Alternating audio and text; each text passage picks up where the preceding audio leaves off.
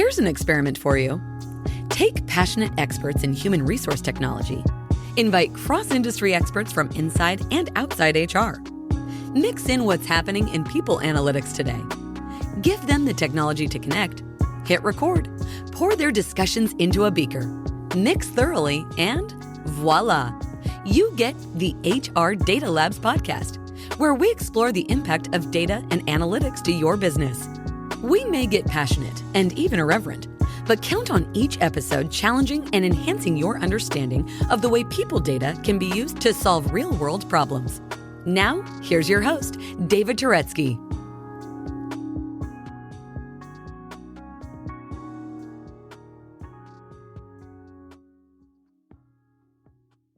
Hello and welcome to the HR Data Labs podcast. I'm your host, David Turetsky. Like always, I try and find someone brilliant in or around the world of human resources to talk to you about people data and analytics. Today, I have my friend, Paul Rubenstein from Visier. Hello, Paul. How are you? Hey, David. Paul, I got to tell you, the really funny thing about your background is that you say you're a recovering consultant. First-time chief people officer and a people analytics evangelist. Love the people analytics evangelist. Tell us what you mean by recovering consultant. I wake up every day and I still wonder how many hours I'm going to bill. I get a little bit anxious. So you get that heart palpitations, is what you're saying. You're like, it's funny when you have to count through all of your work through, some sort of a timesheet for so much of your life. And then you do work, you're like, wait, who do I bill for this? Or, are they going to pay for it? It's a very strange transition. It is. And I've gone through that several times in my life, so I totally understand. Tell us a little bit about what you're doing now with Visier. Yeah, it's kind of awesome. I was really fortunate when I was at Aon Hewitt. I did this secondment into the product strategy group. And this is about, 8-9 years ago, early days of people analytics. And I remember the CEO coming into and saying, hey, what about this big data? I'm like, what about it? She goes, it's going to be big. I'm like, okay, what are we going to do? I don't know. And, we had a lot of data, but it was like health data, retirement data, and a lot of outsourcing data, but it wasn't necessarily connected across the clients. And, it was the days of data warehouses, big projects. Sure. So I went on this sort of journey of different technologies that were emerging. And that's when I met the Visier team. And it was kind of magical for me because it was the first time after all those years of curating a tech stack for a company. Right. It was the first time I fell in love with a piece of software. And it was the first time I saw software, very little to do about the efficiency of HR. It was all about raising the level of strategic insights that HR could deliver. And I was in love. And isn't it amazing when you get that feeling? It sounds a little weird. Like, how can somebody love software? But, I think about the work that has consumed so many HR functions. Absolutely. Of being more efficient in the pursuit of impact on the business. And so many investments around efficiency to create the capacity. Well, now there's like all kinds of exciting software to give us insights, to give us actually more interesting data and new ways to consume it. Like we're in the golden age, man, of interesting people data. Right. And the funny part is that there are a lot of companies who have yet understood how to consume it and how to leverage it and how to bring it into the hands of the people who can desperately use it. And I know we're going to be talking about that today. Yeah, we'll get into that in a little bit. I'm excited to talk about it. And I'll tell you, the coolest thing about my job is I get to work in a living laboratory. That's great. So I get really cool software and I can, push the boundaries of it. And I tell you that the hardest thing for me is not being out there during the pandemic, talking about the cool stuff we've been doing. Yeah. I miss conferences. I think a lot of people miss conferences. And it's funny you mentioned that because coming up next week, from a timing perspective, we have the HR Technology Spring Conference. So I think a lot of people are interested to see how that goes since the last one was actually really good. Yeah, I think Lexi Martin's speaking on what we're doing with technology and diversity and inclusion. So it'll be cool stuff. Looking forward to it. One fun thing that people may not know about you, Paul, is that you actually can sail. So, yeah, like we didn't have a lot of money growing up, but my dad always had this tiny little sailboat and he taught us to sail. That's and it was great. pretty cool. And I remember being years later on a trip in Croatia, and my husband and I were never like spending time on boats. And the captain looks at me, "You want to sail?" I'm like, "Sure." And I grab and I'm just like, "Yep, we're doing it." My husband's like, "What the? You know how to do that?" I'm like, "It never came up in conversation." Right. That's not one of the first things you tell people. But it is actually amazing. So that someday we'll have to have that conversation about, who's the person you'd throw off the boat first. But we won't do that today. Not today. Not today.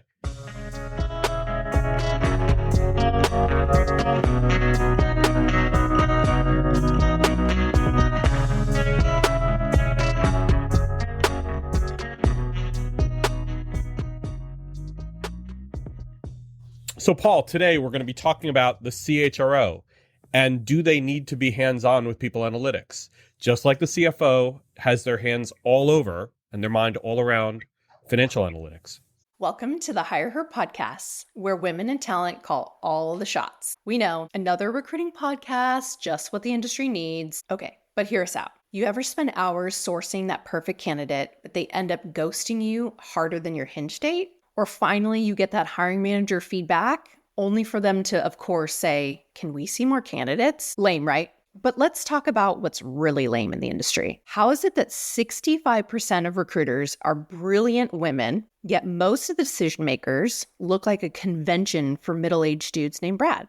That's where we come in. Hire Her isn't just another podcast about hiring trends you already heard like 50 times this week. We're here to elevate women in talent, share their career journeys, and make sure they take the lead. Because let's face it, if recruiting is the backbone of every company, why are we still fighting for a seat at the table? So whether you're a recruiter, a talent leader, or just someone trying to swim through the sausage fest of TA leadership, we got you, girl. Welcome to Hire Her, the recruiting podcast where women's voices aren't just heard, but they're leading the conversation. So subscribe now, because middle management Brad sure as hell isn't going to do it for you.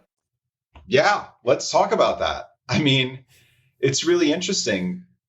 If you've been around People Analytics, I remember going to the New York People Analytics meetup ages ago.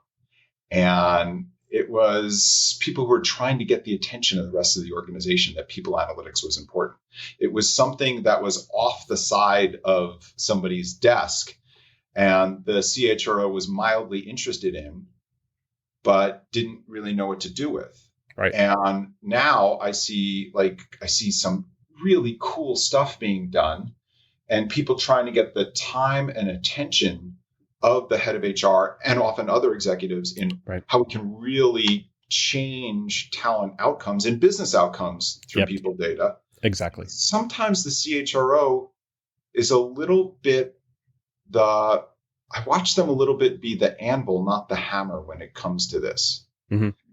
And I think there's an amazing opportunity here for the CHRO to, I don't want to say be more like the CFO because it's a different sort of thing, but the CFO has this magical thing they do with data. 12 times a year, they publish a P&L, right? And you're either a hero or a goat. Right. And it's not about the financial accounting standards, right? The CFO doesn't really get into the accounting, but they turn around and say, what are the measures that are important to present to people, right, so that they focus on the right things? Right. This is their way of broadcasting strategy. This is their way of helping provide, it really, for them, it collapses their distance to impact. So many small decisions happen so far from the C-suite. Right. And it's the collection, it's the sum total of those decisions that determine a outcome that shows up on the quarter end, year end, et cetera. Using analytics and putting them in front of people to help guide those decisions and change, but that's the key, man. That's what the CHRO needs to do. And the CHRO needs to be front and center using it. Like, people need to see them do it. Like, so for example, I remember working with a CHRO and we talked about the meeting, right? So if you've ever been to the CHRO staff meeting, Sure. imagine this table, and first the centers of the COEs go, right? What's going on in benefits? Oh, tell me Right. what's going on in comp. How's learning going? What's going on Right. in recruiting? And then you go, well, what's going on in business unit 1, business unit 2, business unit 3? And they all tell these stories. What's missing from that is starting with the numbers. If everybody starts with the same sort of numbers, it aligns them, it guides them, it shows what's measurable and important, Sure. and helps people distinguish what's from urgent and important, right? What is the drama of the week versus what gets us on our long arc goal. Yeah, but I think a lot of times HR has always been stuck in we're a cost center. We only have half of an equation. We can't tell you what our impact has been to the profit or to the outcomes in a business because they're not being shared with us, or they're a little bit further away. To your point before, they have not grown up understanding their impact to business, and therefore it's not second nature to HR. So that's the common narrative. But I will tell you, think about the HR business partners. I think there's a lot of business savvy in HR. It's just they don't make use of all the tools that are available to them today. So Yes. I'll think about HR business partners. Let's take them, for instance. They are pattern recognition machines. They're human pattern. They turn around and we're not going to do that again. But they rely on their intuition. They rely often on their experience. And as you scale and as the data becomes richer and as the issues become more complex, and when you can't actually observe behavior anymore in a distributed Right. environment, Exactly. it becomes, the next level is using data to do that. Look at comp people. Look at sales compensation analysis. Wow, there's nothing more aligned to revenue growth and people data. Where it starts to get interesting is when the business partner can turn around and use the data to say, I see this engagement score trending this way, and I see how this is impacting quota and turnover. And if we do nothing, this is the course of action. And in fact, people get all worried that their analytics have to be interesting. But I will tell you, what if you do nothing? Is a really interesting projection. But I think what you brought up is something interesting. You brought up and you added a data point which not a lot of HR generalists use. They don't get to in that sales equation. They don't get to quota. They say, we see this impacting turnover, but they don't go to that extent of quota. And then they're only left with half of the equation. So they don't take it all the way to what's the business problem that we're trying to deal with here, which is there's going to be less quota attainment. So we're not going to make our numbers for that quarter. And therefore we're going to have a problem. So the turnover is leading to what? It's leading to our lack of sales. So this is a question of whose data is it anyway, right? Exactly. Yes. Just because you work in HR doesn't mean you have to stick to HR data to make a decision. Mm-hmm. People in IT don't do that. People in manufacturing don't do that. People in sales don't do that.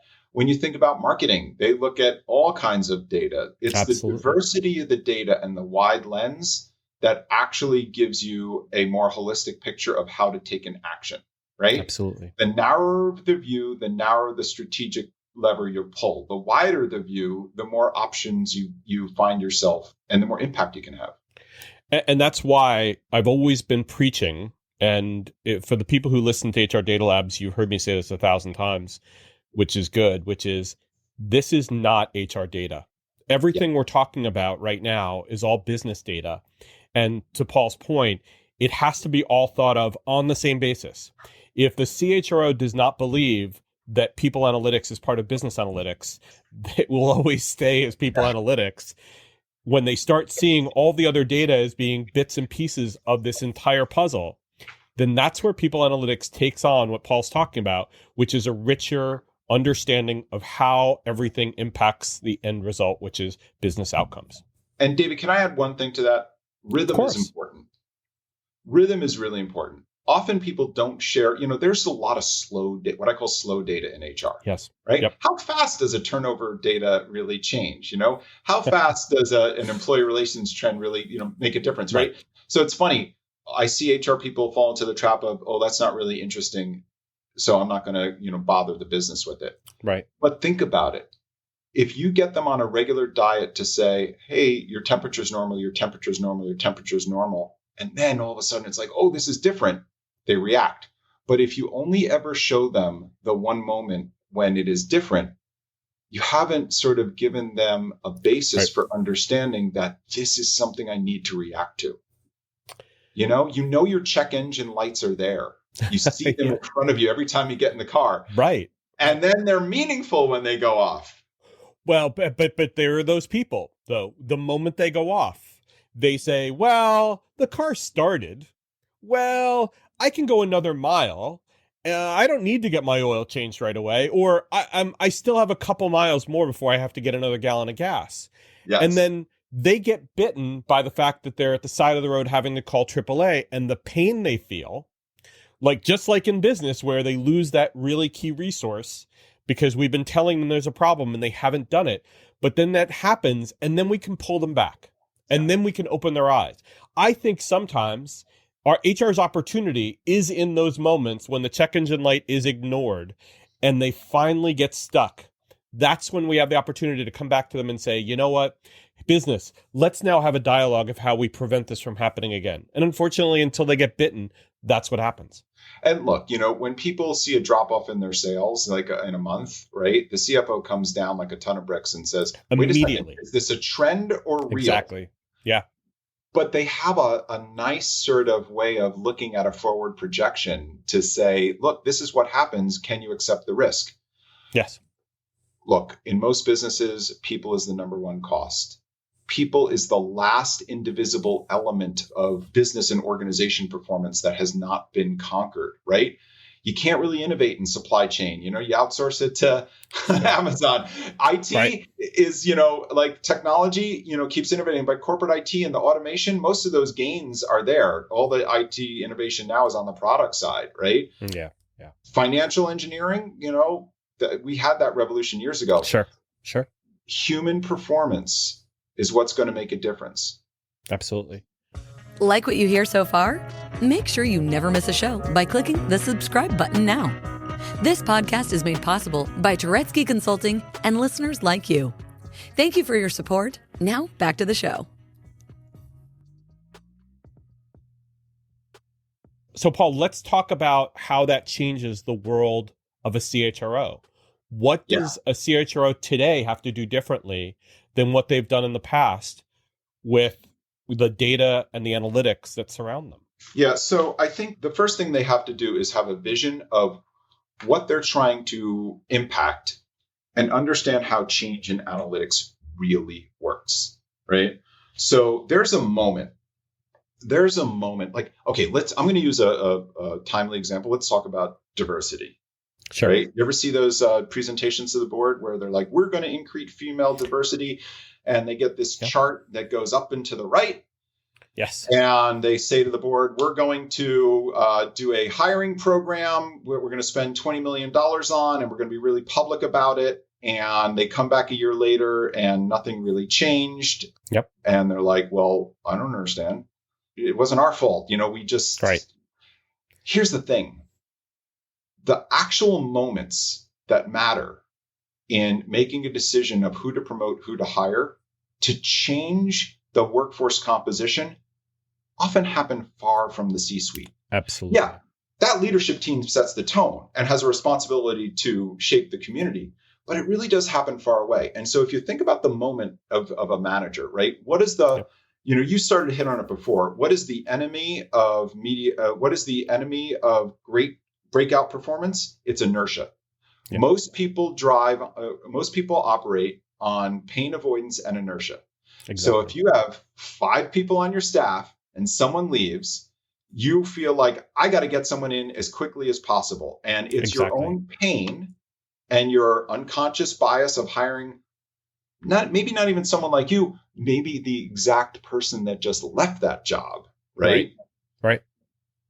But what if you started to see data, like we talked about the CFO, that says once a month, before I make a hiring decision, after I've made a hiring decision, this data is front and center so that you understand how your single moment and your decision connects to the longer arc strategy. That's how analytics works. It frames you. It either connects you to a strategy or reframes your decision in that moment, interrupting inertia. But go back to the great example you used before about the sales issue that the CFO saw, right? And the measurements, the micro measurements that happened along the way that the CFO's office was tracking in their analytics to see there's going to be a problem with bookings. And then they call that manager and say, there's an issue. We need to work on this before you make the next decision. That doesn't happen between the CHRO or the HR generalist and the manager. There is this issue where something's dropped along the way. There's some break in the process. Okay, so it's really interesting. Like, what's important to who? So the classic thing that happens is a telephone game a little bit, right? If you are a business unit HR business partner, you sort of are stuck in this weird dual loyalty to the business unit you serve and to HR. And the CHRO can't get to all those business unit leaders and talk to them with the frequency that the HR business partner who's assigned to them can. So how do you get everyone on the same page? Everybody looks at the same set of data at the start of the month or the start of a meeting. Right. And that's how the CHRO can be present in all of the meetings that they can't physically be at by reminding people, we are driving to an outcome. Do your decisions align? Right.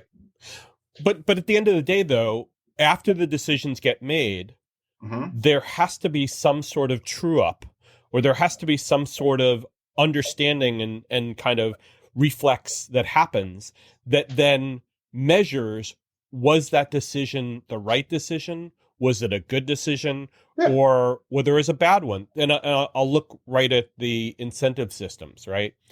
Do we tie outcomes to incentive systems like bonus programs or merit increase programs so that the right things, whether it's from a pay equity perspective, whether it's from a hiring and diversity perspective, or from a staffing perspective and making the right decisions on promotions and transfers, where along the way are we putting in the right checks and balances to tie it directly to what hurts people, which is their increases or their bonuses? So I'll tell you what we do, right? We use OKRs, right? Very popular in a lot of. So you have to state an objective. If your objective is to, and I'm going to go right for changing diversity, like we have a specific, we used data to understand why we had a net gain in women over 3 years and not a net gain in men, but we still are falling behind in women in management positions, right? Right. What does it have to do? What are the promotions? And it's like, we got to fix this. Yeah. Right. So we put a key result tied to an objective around our talent that is public. Good. And transparent. Right. And everybody sees it. And every month you're like, oh, did we do anything? No. How many months can you go without saying, guys, we're not moving the needle, especially when it's in front of the whole company? And this is where transparency comes into play. And I will tell you, like, I forget who's the Visier, if you want to change it, measure it. Like, and diversity is a tricky one, David, because for so long, attorneys have told us to hide the diversity data in case we get sued. Yeah. But man, you ain't going to change it unless you put some sunlight on the damn data.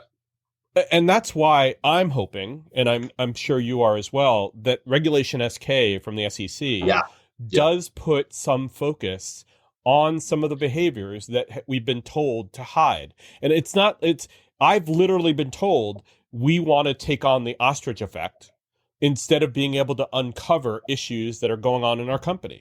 Like, they want to put their heads in the sand and not know that something exists rather than measure it. And I'm talking about CHROs, and I'm not going to mention the company names. I would never do that. But I've had those conversations with people who say, listen, if it brings up pay equity, I don't want to see it because I don't want to know it exists. Yeah. So so plausible deniability. That doesn't work well in the age of digital communications and transparency. It's going to come out in a text. It's going to come out in a tweet. Let me tell you something about overdue library books.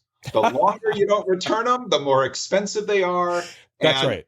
You feel so much better. Yes, the librarian might yell at you for a little bit, but the longer you wait, the louder the yell.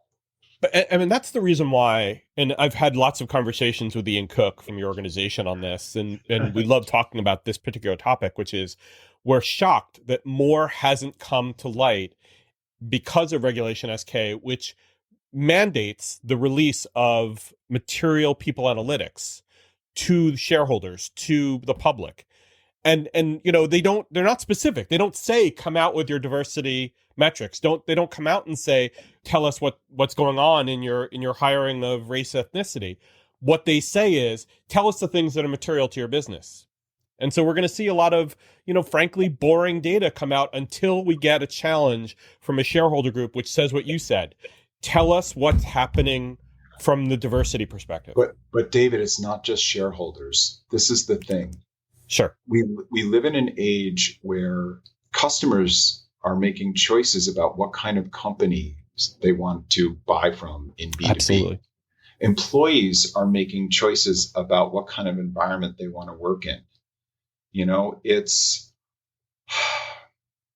Look, what you put out there in your disclosures is in many ways an expression of your culture. Absolutely. To help others see the truth and create a better future now is actually the purpose. It's the written purpose of our company, right? That's amazing. Yep. And it's a little scary at times. I feel very exposed showing gender gaps to our employees and being like, okay, but I know as head of HR, it's not just me. I don't own this problem alone. Sure. But to your point before, though, Paul, if you don't tell them and have mature conversations about it, then behaviors cannot change. Yeah. Yeah. Look, we approach this. I mean, this is a podcast for another day, but we break it down into 3 parts. Open mind on this diversity issue, right?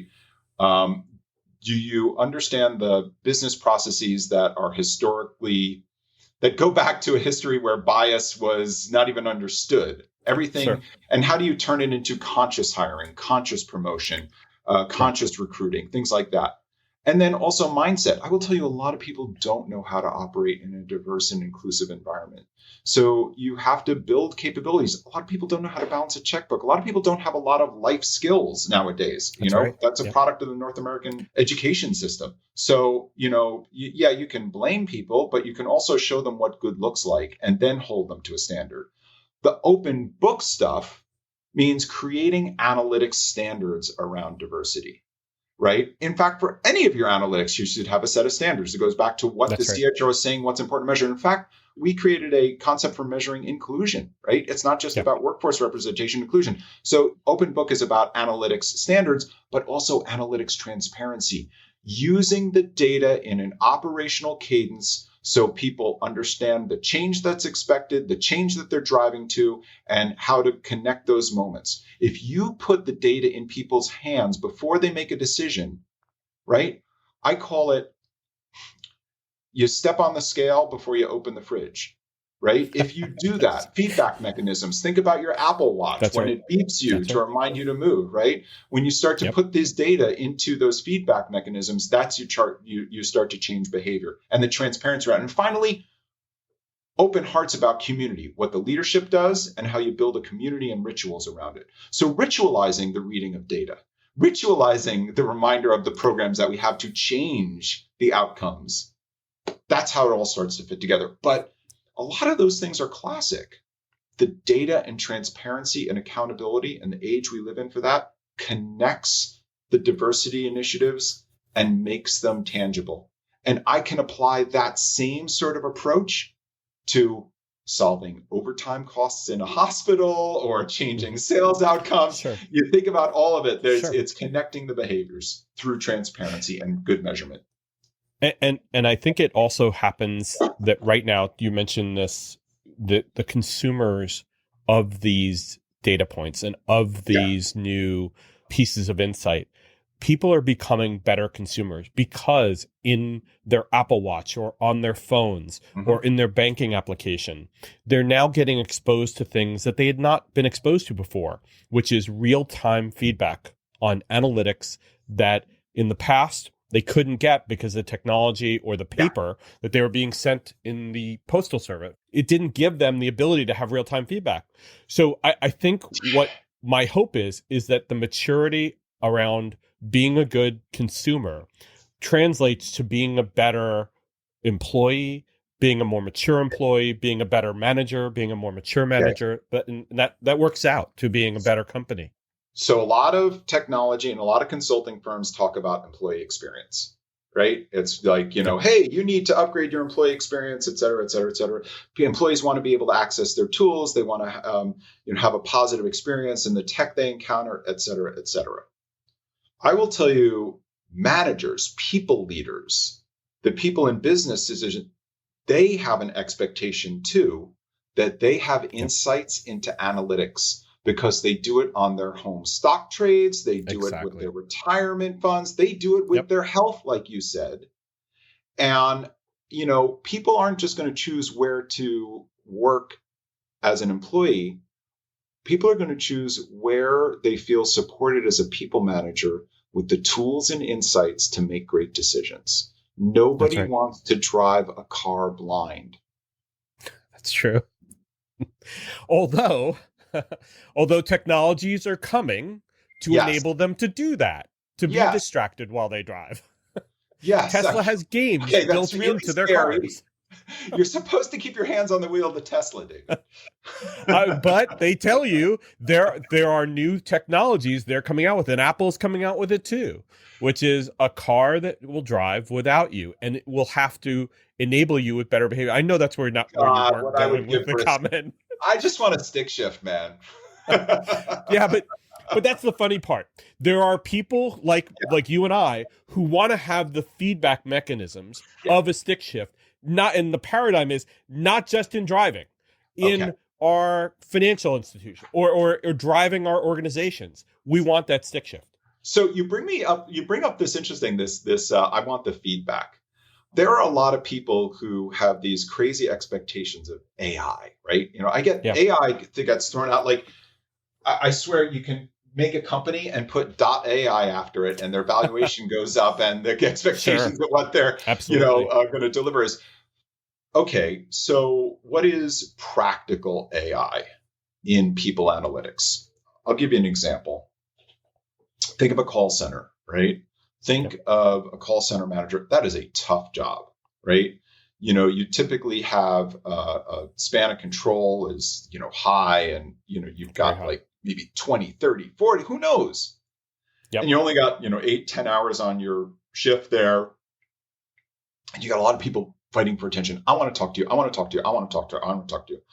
But when you start to harness machine learning to look at who is most likely going to leave based on all the data, you start to change how you spend your time.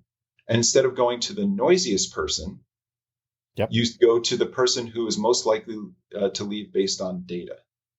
And those are the practical things. But you still look at it, right? You still have to understand it's not going to like auto fire somebody. Right. That's not what AI is going to do. It's not going to actually select somebody for your hiring. You're still going to have human intervention. You need to, we have a need to see, touch, feel people. Mm-hmm. This just guides you better. You might be instinctive about how to drive somewhere, but you check Waze to understand the least trafficked route, but you still make decisions along the way that are human. And we've had some great discussions around AI, and one of the recent ones that we've had that kind of drives a point home of how AI can really super help us is you onboard an AI just like you would any good employee. I had this one with Chris Avrilla from Deloitte, where you treat that AI and with the care and feeding that you would any other employee. You give them the onboarding experience to understand your culture, understand the needs, and you train the AI, not just using the data of old, because obviously HR data of old has what we were talking about before, which is built-in bias. But then you train that AI on what to ignore and what to help us with, and you give them the right to go and do it. And then you give the feedback to be able to train it along the way to get to the right outcomes. And then it has its goals, right? And you want it to get to those goals. To me, Paul, AI is just like any other worker. Unfortunately, it comes at a different price point and it comes with different outcomes. And it's not strategic. No. It can't adapt to strategy, right? That is, strategy isn't an algorithm except in trading, stocks. That's true. Right? True. I mean, that's like business strategy is real and reactive. And you know what AI will never understand? An opportunity hire, right?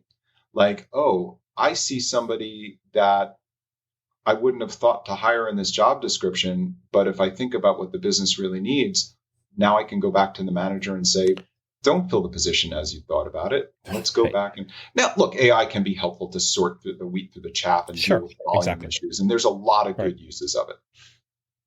But, it also, like, how do people want to spend their time and money in HR and HR tech right now? That's another thing that confounds me. People are still spending on their second or third web cloud-based deployment of an HCM. And they're like, oh, well, we got to get more efficient again, or we need to do these transactions better. And we will get to analytics after we figure out our transactions. We will get to the meaningful insights. We can't give you meaningful insights until we're absolutely sure that all of our data is completely correct. Let me tell you something.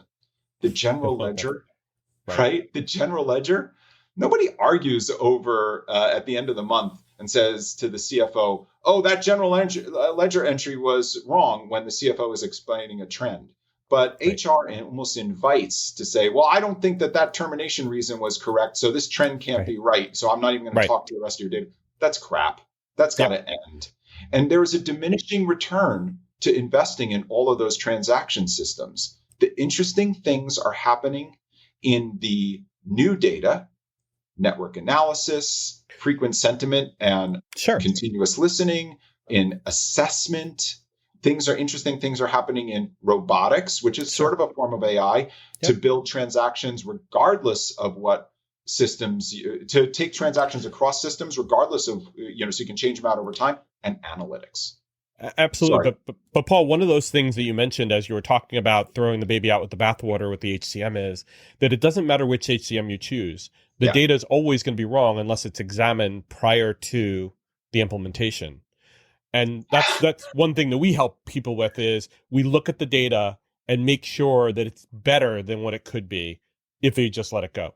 Do you know, it's the biggest, all of Visier customers are always like, oh, we can't put this out there. It's not clean yet. Let me tell you, you put it out there, it gets clean and it stays clean. Exactly. That's what happens. People care what's in their financial statements because they see them all the time and there's strategic objectives tied to them. So they have an interest. It no longer becomes HR data because it was never HR data. It was business data. And that brings us right back around to the beginning, which is that if HR wants to be able to be seen with their people analytics as being part of the business, that they need to stop treating it as just HR data and seeing it as business data. Nobody ever said, oh, that's just inventory data. No, they never will again. Not since the pandemic and being out of stock on everything and going into retail stores and not seeing anything and people saying, well, we've been using these great systems that buy just in time, until everyone from the producer all the way through wholesalers to retail, there is no toilet paper. Hey man, I believe in buying local. So this has been great for local business. Oh, sure. I don't know very many local toilet paper producers, but but on that note, I will end the podcast.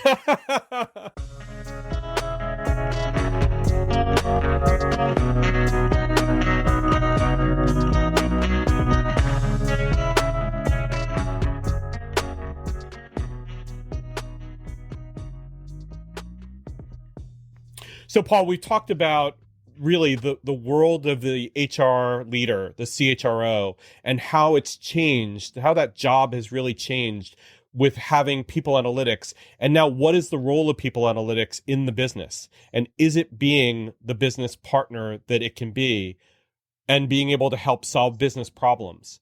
And I want to thank you and ask, is there anything else that you want to add, anything we didn't get to that you wanted to quickly spend time on? I just want to remind people that, people analytics, it's a couple of things. It isn't about answering questions. It's about helping the organization ask better questions. Right. It is a way of giving a platform to curiosity. It's a way of helping the CHRO scale and provide a rhythm of content to help keep everyone focused on what's important and what outcome they're driving to as it relates to talent and business. I want to remind people that it's not HR data, it's business data, and business data is HR data. And finally, stop worrying about how you construct and build analytics, start consuming them and get them out there. That's where the real value comes from. Let's pray that people understand that, especially the last thing, they've got to get there. Paul, thank you so much. It was awesome having you. Anytime. Hopefully we'll get you back soon. Stay healthy, stay safe, stay sane. Thank you, Paul. And everybody, thank you very much for joining the HR Data Labs podcast. I appreciate you joining. Please, if you have someone that you might think might find interest in this, please send it to them. Please hit subscribe so you can get notices of the next podcast coming out. We appreciate your support. Thank you and stay safe. That was HR Data Labs. Please visit turetskyconsulting.com/podcast to review the show, add comments about this episode, or add new ideas about upcoming shows you'd like to hear. Feel free to be creative, but please be nice. Thank you for joining us this week on the HR Data Labs podcast, and stay tuned for our next episode. Stay safe.